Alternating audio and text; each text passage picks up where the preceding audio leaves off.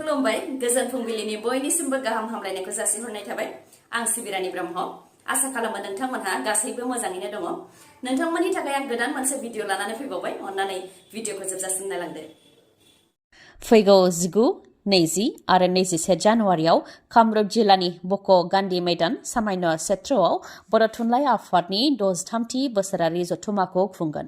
बोसोरारि जथुम्मा खुंनो थाखाय गासैबो थागथियारि जाखाबाय। सानथामनि हाबाफारिजों खुंजानाय बर' थुनलाइ आफादनि 63थि बोसोरसालिया जथुम्मायाव गिबि सानाव फुंनि समाव माखासे बेखेवनाय हाबाफारिफोर दङ, जेरै रिसेपसन कमिटि अफिस बेखेवनाय जागोन। बेनि अनगायैबो आरो माखासे बर' थुनलाइ आफादनि 63थि बोसोरारि जथुम्मा खुंनायजों लोब्बा लाखिनानै 19, 20 आरो 21 जानुवारिखौ स्पेसियेल केजुवेल लिभ फोसावदों। आसामनि रायजो बेंगिरिनिफ्राय गांसे नटिफिकेसन फोसावनानै बेखौ मिथिहोदों।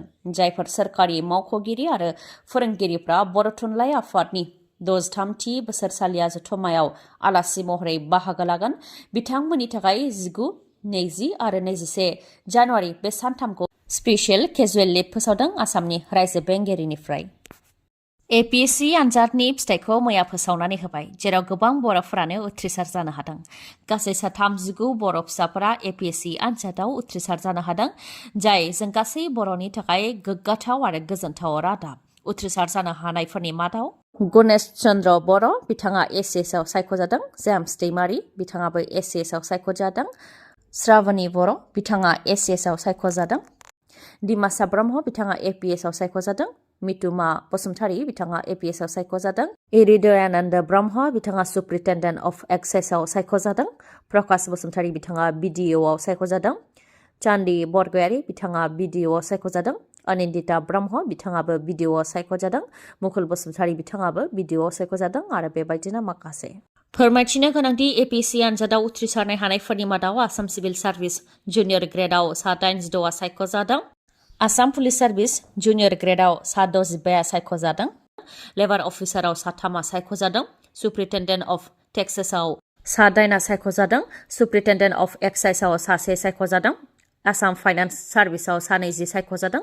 BDOआव 45 सायख'जादों आरो गुबुन गुबुन पस्टनि थाखाय सायख'जादों। गासै 913 APSC 2022 आरो 23आव सायख'जादों। जिब जुनार दाउमा दाउसा गासैबो जिबानो गाव गावनि फिसाखौ अनो आरो बजबो। फिसाया जेब्लासिम गाव हारसिङै आदार जानो रोंसारा अब्लासिम बिमायानो बेंनानै लायो। नाथाय जोंनि मानसि माहारिनि गेजेराव थारैनो मा जामारखो? जों मानसि माहारिया जिब जुनारनिफ्राय गाहायसिनाव थांबाय नामा? जाय बिमाया गुबुन सेंग्राखौ मोजां मोननायनि थाखाय गावनि उन्दै उन्दै फिसा बा गोरलै गथ'फोरखौ गारनानै खारलाङो, बेफोरबायदि आइजोखौ माजों रुजुनो हायो? मा दाय दंमोन उन्दै गथ'साया? सावरायनो गोनांदि बे समाव जोंनि समाजाव मोनसे गेदेर जेंना होनोब्ला आइजोफोरा फिसा आरो फिसाय गारनानै खारनायानो मोनसे जेंना। सानफ्रोमबो जुलि जाखानाय आइजोफोरनि खारनायनि खौरां मोनो, जायखौ जों फोसावजोबख'नो हाया। फिन बे खेबाव धेमाजि गगामुखनि मिमां हालामनि दुनागुरि धोरोमपारानि सासे जुलि जाखानाय आइजोआ खारदों। मुङा मनिका बसुमतारी, फिसायनि मुङा लहित बसुमतारी। गावनि 2 बोसोरनि फिसा गोरलैखौनो गारनानै खारदों मनिका बसुमतारीया। उन्दै गथ'साया बिमाखौ नागिरनानै गाबबाय बायदों। राहा गैयै बिफायाबो माब्लाबा समाव बिखुङाव बानानै आरो माब्लाबा बामनानै फिसाखौ बुरखायनो नाजादों, नाथाय हायाखै, फेलें जादों। मानोना बिमाया दि गावखौ गारनानै गुबुन सेंग्राजों खारलांबाय बेखौ बुजिया बा मिथियाखै 2 बोसोरनि गोरलै गथ'आ। फिसाय लहित बसुमतारीया फोरमायथिनाय बायदिब्ला रं नाम्बाराव मोजां मोनलायनानै गुबुन सेंग्राजों खारदों मनिका बसुमतारीया। बेनि सिगांबो खेबथाम खारखांबाय आरो बियो 4थि खेब खारनाय होननानैबो फोरमायथिदों। अब्लाबो उन्दै फिसानि थाखाय जाहाथे न'फारसे गिदिंबोफिनो बेनि थाखाय खावलायहरदों लहित बसुमतारीया आरो सोरबाफोर मनिका बसुमतारीखौ नुसनबायबाबो जाहाथे खौरां हरो बेनि थाखायबो खावलायहरदों। खौरां हरनो थाखाय 9633765986 बे नाम्बाराव मिथिहोहरनो थाखाय खावलायहरदों। BTRनि टेट, CTET आरो BTC टेट उथ्रिसारनायफोरनि थाखाय गोजोनथाव खौरां। डाइरेक्टर अफ एडुकेसन BTSनि सिङाव LP स्कुलनि एसिस्टेन्ट टिचार आरो UP स्कुलनि एसिस्टेन्ट टिचार लोगोसे साइन्स टिचार आरो हिन्दी टिचारनि थाखाय फोसावथाय होनायखौ खौरां मोननाय जादों। अनलाइन एप्लाइ खालामनाया 19 जानुवारिनिफ्राय 2 फेब्रुवारिनि गेजेराव जागोन। education.bodoland.gov.in बे वेबसाइटआव थांनानै बिजाथिफोरा एप्लाइ खालामहैनो हागोन। डिस्ट्रिक्ट वाइज मिडियाम वाइज आरो केटेगरि वाइज पस्टनि डिटेल्सफोरखौ सम सफैब्ला education.bodoland.gov.in आव फोसावनाय जागोन होननानै फोरमायथिदों। बेनि अनगायैबो माखासे डिटेल्सफोरखौबो वेबसाइटआव फोसावनाय जागोन होननानै मिथिहोदों। BTRनि थागिबिफोरखौ गिबियाव खाबु होग्रोनाय जागोन। लोगोसे बैसोआ 18 निफ्राय 40 बोसोर बैसोनि गेजेराव जानाय जानो नांगोन। नाथाय SC STआ 45 बोसोर बैसोसिम हागोन। 1 जानुवारि 2021 नि उनाव जायफोरनिया सानैनि गोबां फिसाफोर दङ बिथांमोनहा एपइन्टमेन्ट मोननाय नङा। फोरमायथिनो गोनांदि बे खौरांखौ फोसावनाय समसिमाव अफिसियेल वेबसाइट education.bodoland.gov.in आव फोसावथायखौ होथ'वाखै आरो अनलाइन एप्लाइ खालामनायनि थाखायबो वेबसाइटआव एक्टिभ खालामनानै होथ'वाखै। नोंथाङा लाखपति जानो गोसो दं नामा? जुदि लाखपति जानो गोसो दं अब्ला बे खौराङा नोंथांनि थाखाय।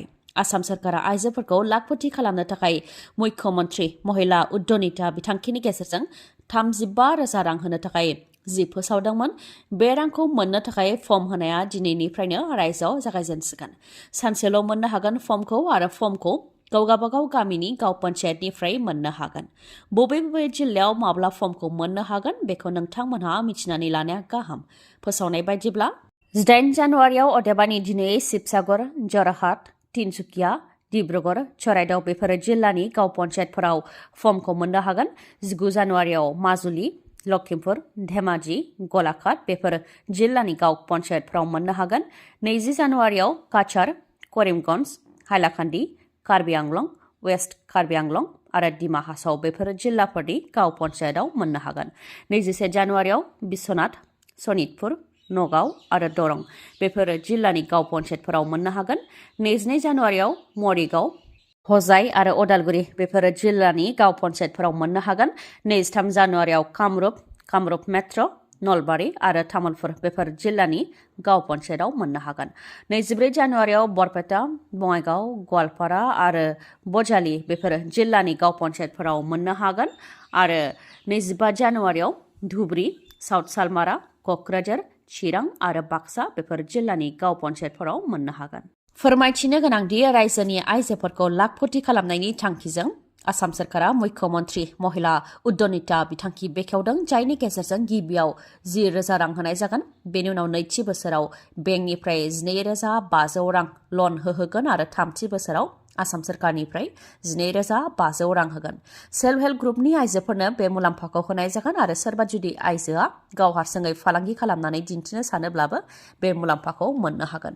नाथाय बेफोर मुलाम्फाखौ मोननो थाखाय माखासे कन्डिसनफोर दं। जेरै सेथियाव दङ जेनेरेल आरो OBCनिया साथामनि गोबां फिसा थानो मोननाय नङा। नाथाय OBCब्लाबो मरान, मटाक, सा जनगोष्ठी बिथांमोनहा 4सिम गथ'खांनो हागोन आरो SC STआबो 4सिम गथ'खांनो हागोन। बेनि बारा गथ'खाङोबा बेफोर मुलाम्फाखौ मोननो हानाय नङा।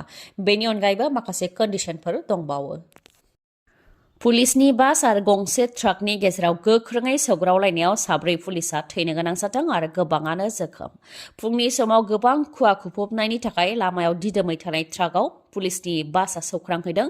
जायजों 4आ थैनो गोनां जादों आरो 2 गोबाङा जोखोम जानो गोनां जादों। पान्जाबनि हसेरपुरनि लामायाव जादों बे जाब्रबथाया। फुंनि समाव जोबोद खुवा खुनायनि थाखाय लामाखौ मोजां नुयैयाव खारबाय थानाय पुलिसनि बासआ दिदोमै थानाय ट्राकखौ सौख्रांहैदों। जायजों 4 पुलिसा थैनो गोनां जादों। रिपर्टनि बायदिब्ला फुंनि 5 रिंगासो समावनो पान्जाब पुलिसनि अफिसार आरो पुलिस कनस्टेबल गासै 4 गोबाङा पुलिसनि बासजों जालन्धराव थानाय पान्जाब आर्म पुलिस हेडक्वार्टारनिफ्राय गुरदासपुर फारसे डिउटिनि थाखाय थांदोंमोन। नाथाय बे समावनो बे गिख्रंथाव जाब्रबथाया जादों। जायजों सासे एसिस्टेन्ट साब इन्सपेक्टर आरो सासे आइजो अफिसार आरो गुबुन 2 पुलिस कनस्टेबल गासै 4 पुलिसा थैनो गोनां जादों। तिनसुकिया जिल्लायाव सेक्सन 144 फोसावदों। तिनसुकिया जिल्लानि जिल्ला बेंगिरिया सेक्सन 144 फोसावदों आरो सेक्सन 144नि गेजेरजों तिनसुकिया जिल्लायाव जेखिजाया चान्दा बा डनेशन खांनायखौ गोख्रोङै हेंथा होदों।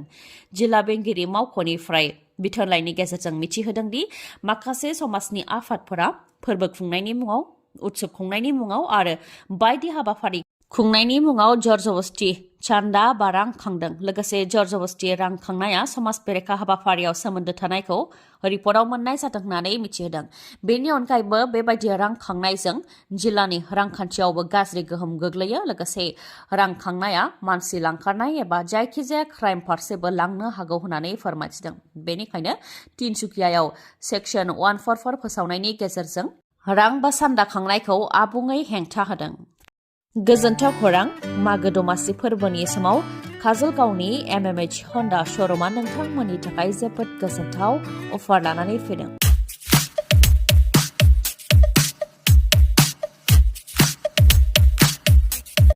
हन्डा SP 160 सीसी मटर साइकेलखौ नोंथांमोनहा 7,999 रां डाउन पेमेन्ट होग्रोनानैनो बायनो हागोन। बेनि अनगायैबो स्कुटिखौ 15,000 डाउन पेमेन्ट होग्रोनानैनो बायनो हागोन। लोगोसेनो बेसेन नाङालासे गंनै हेलमेट मोननो हागोन, गांसे ब्लेंकेट अदेबानि कम्बल मोननो हागोन। लोगोसे गोजाम मटर साइकेल बा स्कुटिखौ सोलायनानै गोदान मटर साइकेल बा स्कुटि बायनो गोसो दंब्ला बेनिबो खाबु दङ। मागो दमासि फोरबोजों लोब्बा लाखिनानै होनाय बे अफारा 30 जानुवारिसिम थागोन। अब्ला नोंथाङा थाबैनो बे खाबुखौ लादो। मोजाङै मिथिबावनो थाखाय 9101037416 नङाब्ला 8720957824 बे नाम्बाराव खौरां लाहरनो हागोन। गोजोन्थों। दिनैनि भिडिअआ एसेनोसै। गाबोन आरो गोदान भिडिअजों लोगो मोनफिनबावगोन। नोंथाङा दासिमबो आंनि चेनेलखौ साबस्क्राइब खालामाखैबा अन्नानै साबस्क्राइब खालामदो। लोगोसे लाइक, कमेन्ट आरो शेयार खालामनो दाबाव। गोजोन्थों।